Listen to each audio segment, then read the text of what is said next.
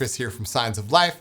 Welcome back to the channel and welcome in. I just poured myself a nice cup of tea. It is evening time here in the Bay Area. And I thought I would come on here and do a tutorial on frequency separation. You know, this is a topic that comes up and I think it confuses a lot of people because frequency separation involves paring things down and really separating out frequencies across the entire frequency spectrum so you can hear certain elements crystal clear. You know, when I talk about it, it's like, oh yeah, well, how do you do that? Do you use EQs? Do you use compressors? Do you use mid-side compression and, you know, EQ? Like there's all kinds of things that you can do to mitigate this. However, it really does come down to one thing. Less is more. So let's talk about this. I'm going to go ahead and just get into a live stream scenario here. And we're just going to record and talk to you about frequency separation. So let's go ahead and just start with a single sequence here. I think it's best just to start with something simple so then you can add elements as you go. As you can see, this is a track that kind of has a lot of elements involved. So let's go ahead and just listen to the first one and then we'll go from there. All right, check this out.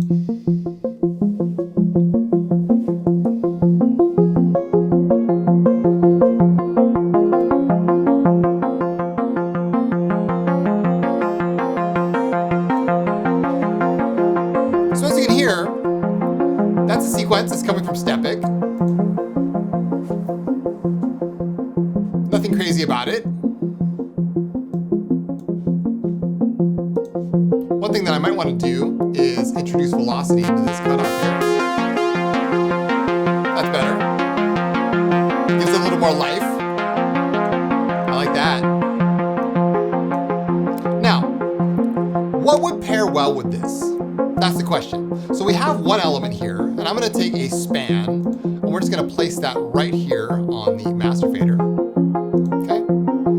So we're working with something that's somewhat mid-range here. And as the filter opens up, we start to see some high end show up here, and then it comes back down. All right. So let me just hold here for a second. So we have all of this sub-frequency range to work with. We also have all of this high end to work with. So if we're going to put elements there, the first natural thing that you might want to put there is bass, right? So let's go ahead and add a bass to that. And we can see how that's going to sound as soon as we add this bass element. So I'm going to go ahead and solo this track along with it.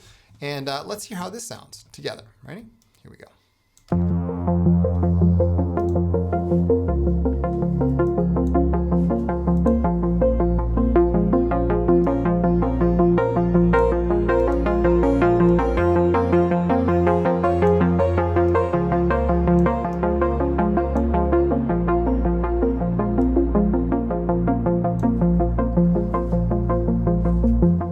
Nice.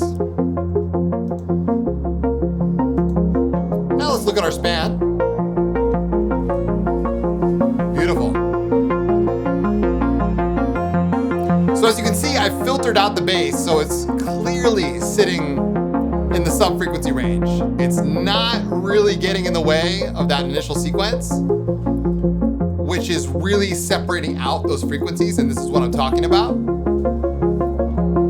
And it gives us a clear picture, right? It allows the reverb to do the rest of the work and for us to start imagining what else could be there. That's super important. I always think about certain elements in the track like, okay, this is my canvas. And what am I going to paint on this canvas?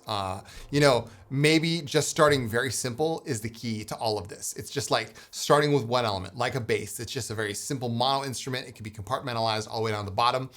If you're curious about how these basses were designed, this is just a simple sawtooth with 5 voices in unison and some, you know, the detune's cranked up a little bit so you can see it's got some motion to it. Let me go ahead and just solo this real quick so you can hear it. I'll turn off the sequence there. I call this my chill step bass, you know? I could put a little bit of a mod envelope there. So it's gonna have a little more punch. Right? Just like that, yeah? So this mod envelope knob is tied to this mod envelope right here. So every time the bass changes notes, it's gonna give it that little snap. Love that. Right? It's got a lot of resonance, okay? I like that. So that's all we have on the low end here. Combine that with the sequence. Cool.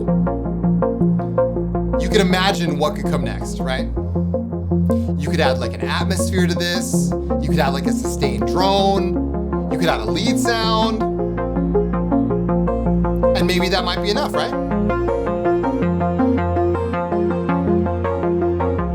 Let's pause for a moment, just listen.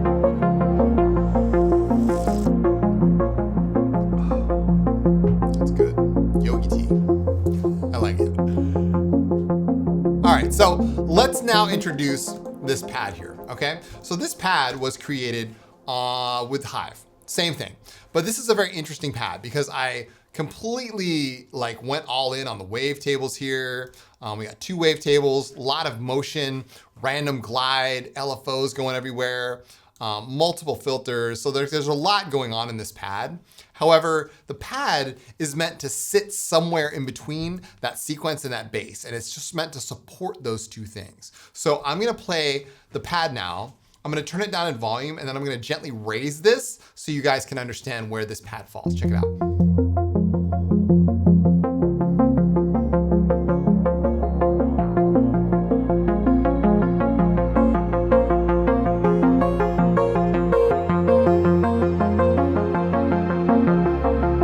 Hear that?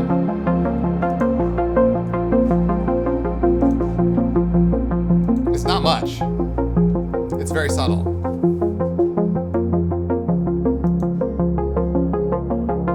Let's raise the level a little bit more.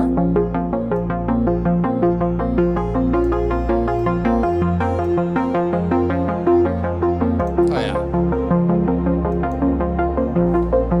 So oftentimes I find that producers are putting pads too far up into the spectrum, so to say. Either they've overdone their filters, meaning the filter is too open, or the pad is too loud, like that, right? You want to control the level of the pad. Make the pad support whatever else is there.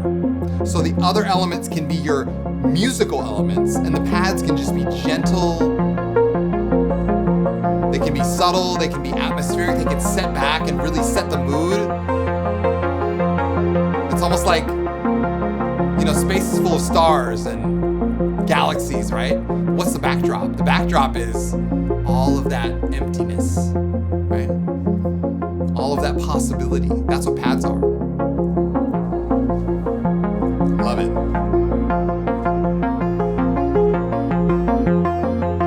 I might even trip this out with a timeless delay. There we go. Oh yeah. Very subtle right there. Okay, cool. Now, the other element that I might introduce is something like a lead sound. Now this is gonna be played live. Now the lead sound can be something that's very like, you know, up front, all right? So the lead sound right here, I think this is what I did, stage diver. So I'm gonna go ahead and solo this. I'm gonna play everything together. I'm gonna play the lead, and then I want you to listen to where that lead falls and how it complements everything else that came before it. Check it out.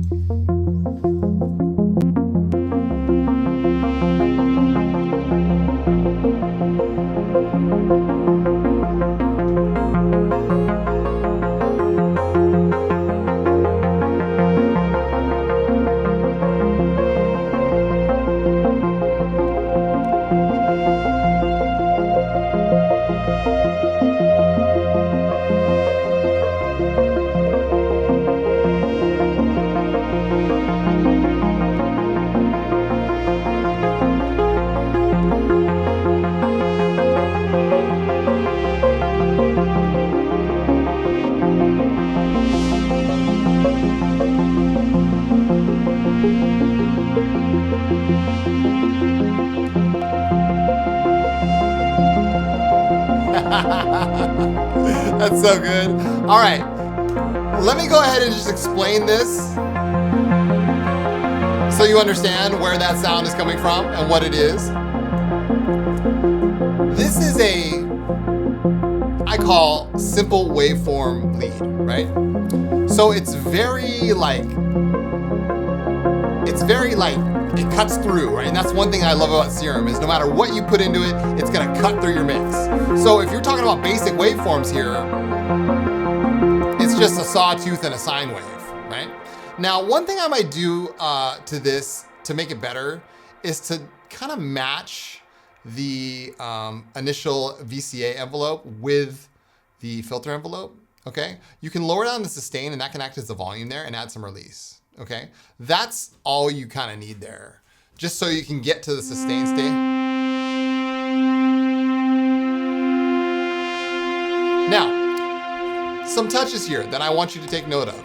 This is what I call like the player's envelope, right? So it's a 1.53 second attack with a 3.5 second release, right? And a 3.5 second decay. So like, it's just something to lift the filter as I play a key. So every time I play a key,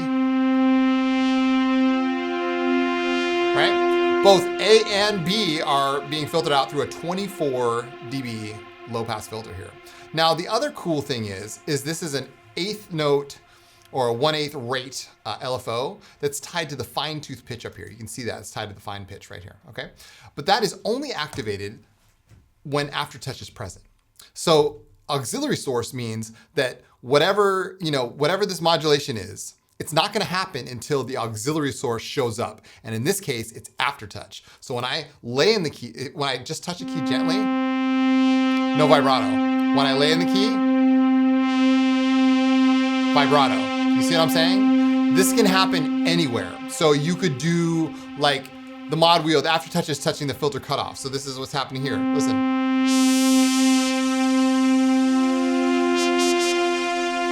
So if you combine the filter cutoff with the vibrato, you're getting that real heavy hit. Now, where is all that space coming from? Well, that's coming from the reverb, and that's the Pro R2, right? So that's coming from a launch of Farewell here on the high end, right? It's just blissing the whole thing out. This is from Cinematic Space, right? So anyway, let's go ahead and play this again, and you can hear that all of these things combined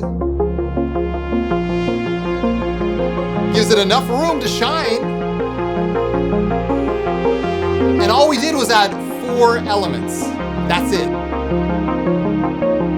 Just 4.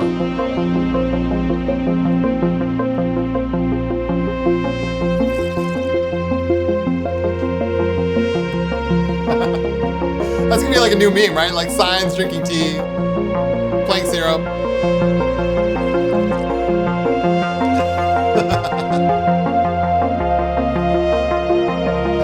Oh my gosh, I love this. So you see, sometimes it's the simple solutions. Sometimes things don't have to be complicated, right? They can be understated, but so powerful and so effective. So if there's anything that you got out of this tutorial, it's that you don't need much to do a lot, all right? Now, let's go back to our master here. We can look at this band. And I'm sorry I can't play live while I do this because it's on 2 different channels, but you can see that lead sound probably would have filled out this entire frequency spectrum over here, giving us an overall full frequency range with just 4 tracks, okay? Plus that high end of that pad is coming over here too, adding a little sparkle and shine. You don't need a lot up there, as I always say. A little bit of high end goes a long way, right?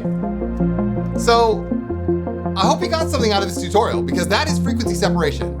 And that's the kind of thing that I'm always thinking about when I'm producing, is where are these elements falling in space? How can they complement each other? And how can I build a better sounding track each and every time? Thank you guys so much for watching. I truly appreciate it. Hopefully these tutorials are valuable for you and you get a lot out of them. I certainly love producing them. So if you want to learn more, I am on Patreon. And yeah, I'd love to see you over there. It's a great place to be. We have our exclusive Discord. We have a wonderful community. We have so many preset packs and tutorials just like this, all on Patreon, waiting for you. Check it out. Link is down below in the description. I'll be back again soon with more ambient tutorials just like this. In the meantime, take good care, you guys. And as always, keep your heads in the clouds and your feet planted firmly on the ground. My name is Chris from Signs of Life. And I'll see